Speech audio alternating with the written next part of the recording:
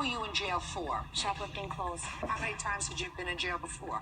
2 or 3 times before that. A prison guard helps a former inmate. She was abused. She had no place to go, no money, no nothing. But did she become a prisoner again? If I were to take a shower with him, I could totally forget about everything I ever owed him. I did not make any sexual innuendos toward her. Who do you believe? Did you see him after that? Yep. Judge Judy. You are about to enter the courtroom of Judge Judith Fianna. The people are real. The cases are real. The rulings are final. This is her courtroom. This is Judge Judy.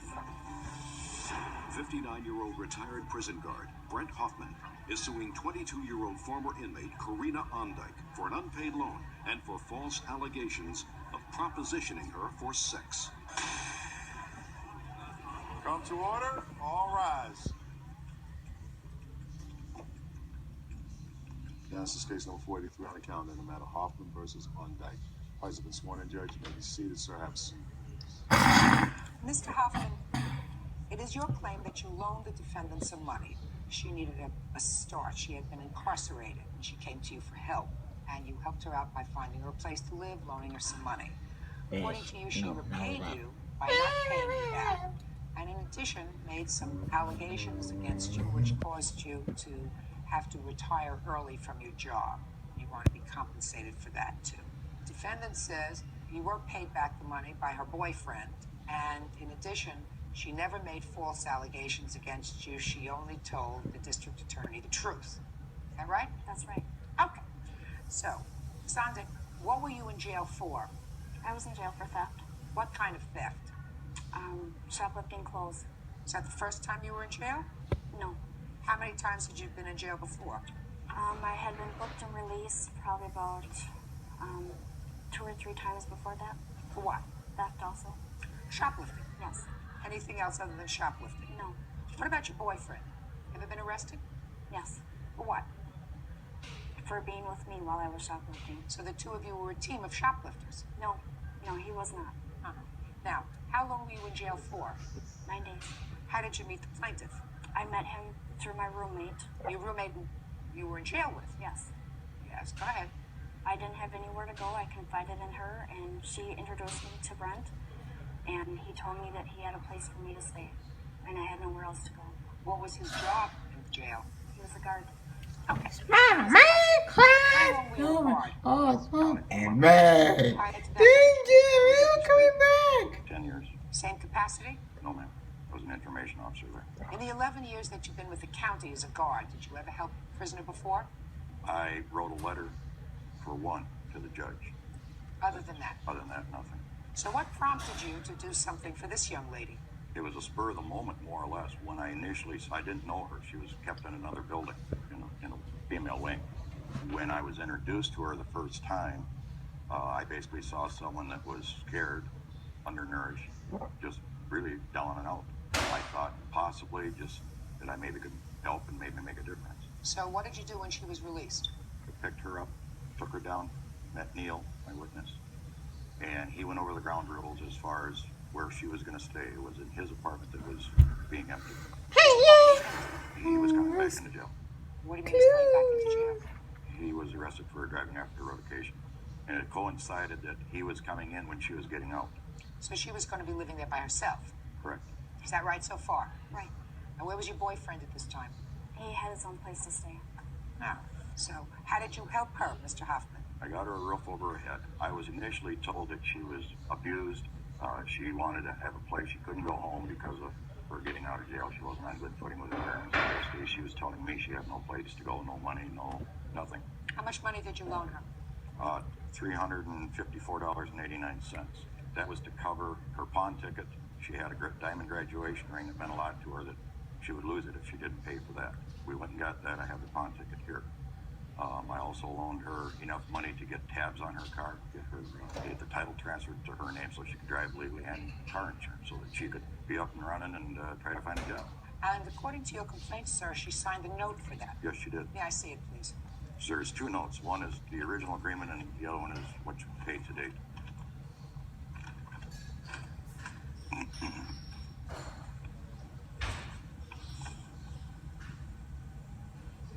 What day were you released from jail? Boy, it was Wednesday. Oh, naughty kid.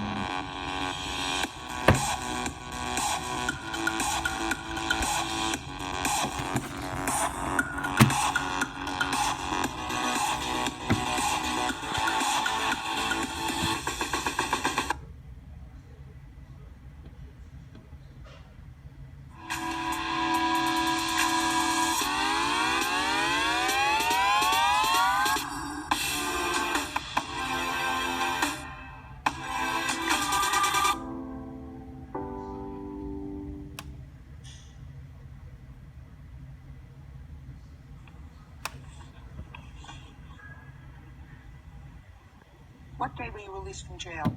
Boy, it was months ago. And What day was she released? August 27th. Yeah, 8/27. Yes. Okay, you signed this note. Is that right? correct. Okay. And then on October 14th, you signed another note that indicated that there was $250 due. Right, Is that right? Because you made some payments, dear. right. Slowly but surely. Good. Now tell me about, sir, your early retirement. On December 24th, I received a note from my administrator indicating that I was going to be asked to come down for an internal affairs hearing. Something in the indicating that before. Sir, your early retirement. On December 24th, I received a note from my administrator indicating that I was going to be asked to come down for an internal affairs hearing. Something in the back of my mind told me what it was about based on what had been going down the road with Karina. What had been going down the road with Karina? When she moved in, there were certain guidelines that she was asked to follow by Neil and by myself. And that was she clean her act up, get off drugs, get a job. In that process, she started to. She got a job. I opened People, stupid people. So she could have some money that she could fall back on. And that didn't last real long. And as soon as she Go got away, go get your own photo. The road from there. She didn't like the job or whatever. She just couldn't show. Yeah, no more tragedy for you.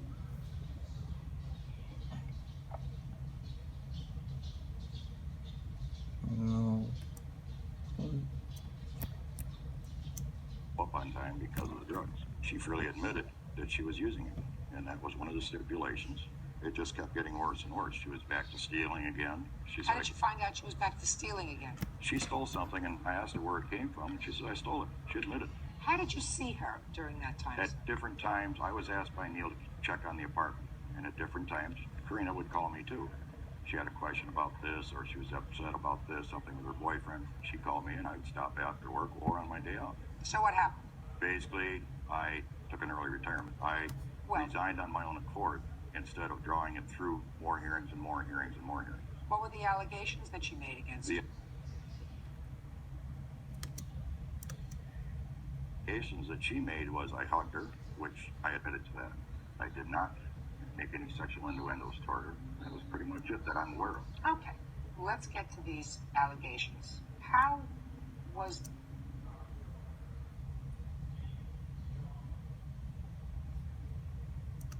the county contacted?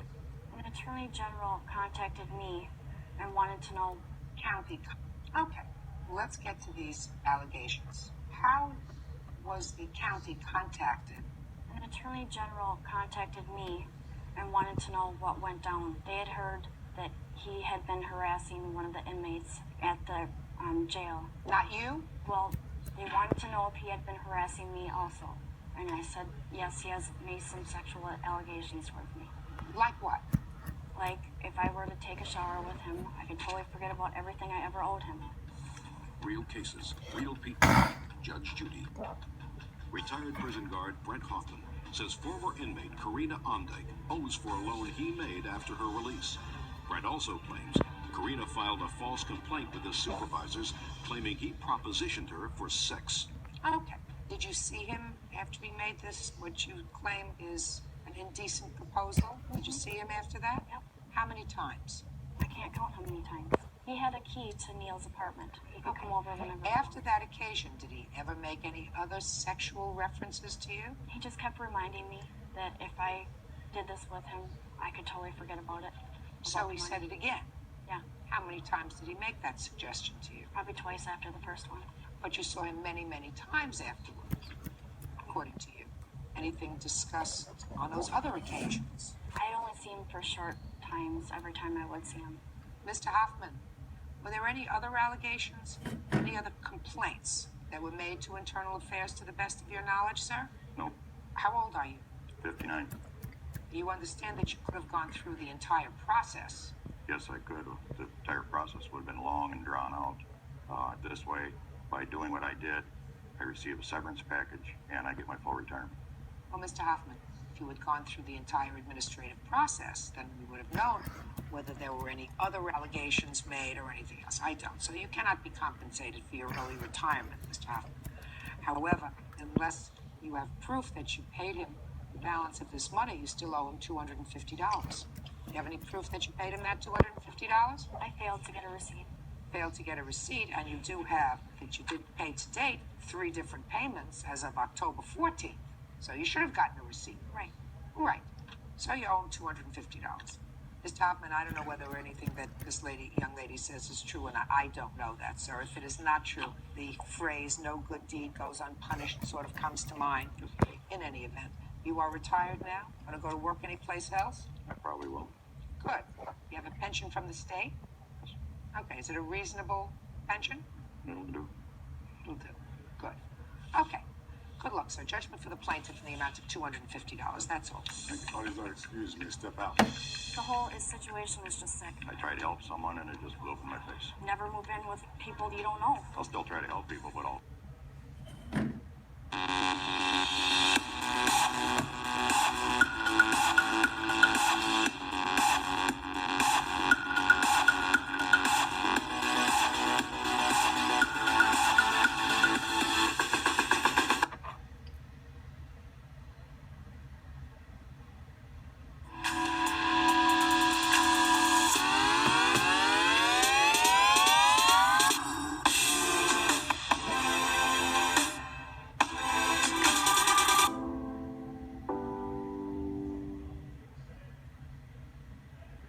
Excuse me. Step out. The whole situation was just sick. I tried to help someone and it just blew up in my face. Never move in with people you don't know. I'll still try to help people, but I'll approach it differently. And now the next case. All parties in the matter of Thomas versus Flannery. Step forward. 19-year-old homemaker Amanda Thomas is suing her fiancé's father, 38-year-old auto mechanic Paul Flannery Sr., for the money she paid him to fix her car. Miss Thomas, you and the defendant's son, I assume this is the defendant's son, a boyfriend and girlfriend. Fiance. According to your complaint, some time ago, the defendant agreed to fix your car, and you gave him money. Months went by, and finally, since the car wasn't fixed, you had it towed back to your residence where you were living. You want Mr. Flannery to give you back your money, because he did not do what he said he was going to do, fix the car. Mr. Flannery says he did invest a lot of time and effort in the car, and his defense is you are really just a troublemaker. Is that your defense, sir? Yes. Ah, would you stand up here, please? What's your first name? Paul? Paul, do you and Miss Thomas live together? Yes. Just the two of you, or do you live... We have a child. We have a daughter. So 3 of you live together? Yes. Do you work? Yes. Do you work? No. Oh, I'm a housewife. Whose wife are you? Housemaker. A house fiancée. House fiance. Now, tell me about this car. What was wrong with it? It had some motor problems. Mr. Flannery over here was, the agreement was he was to fix our motor, put paint on the car, and put an exhaust on the car. And if there was any money left over, he was to put tires on our car. Is that your business, sir? It's my field, yes. Well, what do you do for a living? I'm a mechanic, yeah. It's... So you are in the business of Yes. fixing cars? Mm-hmm. Okay. You were supposed to fix the motor, paint it, and put in an exhaust system. That's basically true, but the agreement was more that I was gonna... This was more of a resurrection than a car repair. There was no transmission, driveline parts thrown everywhere. The interior was all inside the car. I mean, this was a extensive project. This was not just a... Now, did you have another car, or was this your only car? We have a 2-seater car. I was pregnant at the time. You have an Extensive project. This was not just a... Now, did you have another car, or was this your own project. This was Okay. not just a Now, did you have another car, or was this project. This was Okay. not just a Now, did you have another car, or was this your only car? We have a two-seater car. I was pregnant at the time. And Another car. extensive project. This was Okay. not just a Now, did you have another car, or was this your only car? we have a two-seater car. I was pregnant at the time, and he said he would get this car done in 3 months, so I would have a back seat for my child. How much did you give him to fix the car? We gave him $1,930, and I have a copy of that check. Okay, he doesn't deny that you gave him the check. Okay. And when did you give him the car? The check was written on May 18th, so he took the car probably 2 weeks after that. And how long were we supposed to take to fix the car, sir? There was no time limit put on this. When I talked to my son, the only statement that I made in regards to time was that it would be at least 6 months. I also told Why him, was it going to take at least 6 months? well, because I work, pretty much full time. I work every other Saturday. And when I do things like this, I'm not going to sacrifice my family. I have small children in the house and my wife, and I'm not going to take every minute that I have off just to do this vehicle. And that was the understanding. This was something that was just going to be done over a period of time. When was the baby due? November 5th. And that's when you wanted the car. You wanted the car so Before then, yeah, it was supposed to be 3 months after I gave him the check, and he knew that we only had a two-seater car. Okay, so what happened? After the 3 months, we asked him what was going on with the car. He said the machine shop is booked up and, they're taking a little longer. Well, in December, we had gotten very impatient, and we asked him again. He said the machine shop is taking too long, so he decided that he was going to go ahead and put paint on the car and put tires on the car, Well, where's the motor? I called the machine shop. They said they've had the motor for a few months now, and if somebody would give him the money, he could get the motor done in 2 weeks. Had you paid the machine shop for the motor? No. Why not? Well, initially when I did this, we agreed on the amount. I knew the amount of money I had to work with. I was looking to spend in the $700 range on the motor itself so that I could afford all these other things. What other things?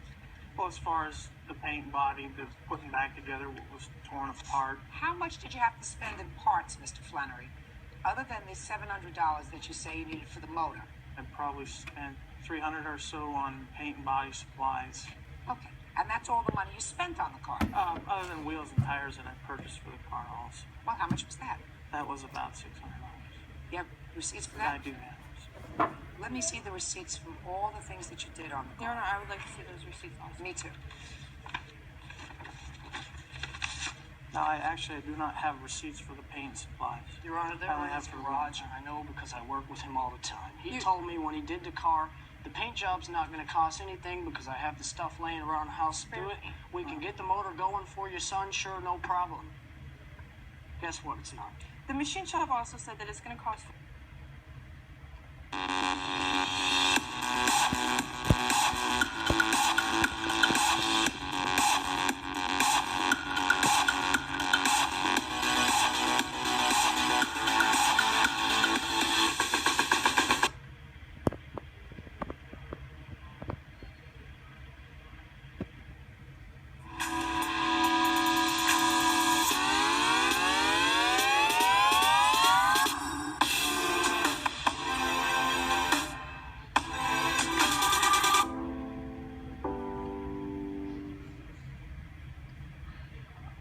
The paint job's not going to cost anything because I have the stuff laying around the house to do it.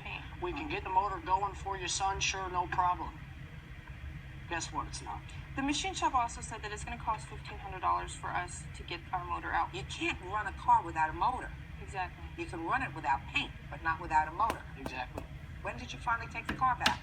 December 31st, we had it towed, and I have a receipt for the tow. So why didn't you just give them their money back? Well, I could have given them back, I suppose, a certain amount, but I have, like I said, the amount in wheels and tires, the paint and body. The paint and body you did, sir, Also- and that you did for your son, I assume. Well, the whole thing was done for my son. This was not a, So then don't count on the things, the paint and body you had, because that's your business.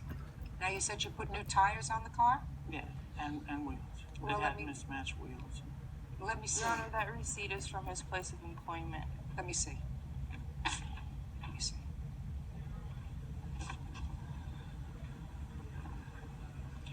Were these used tires, sir?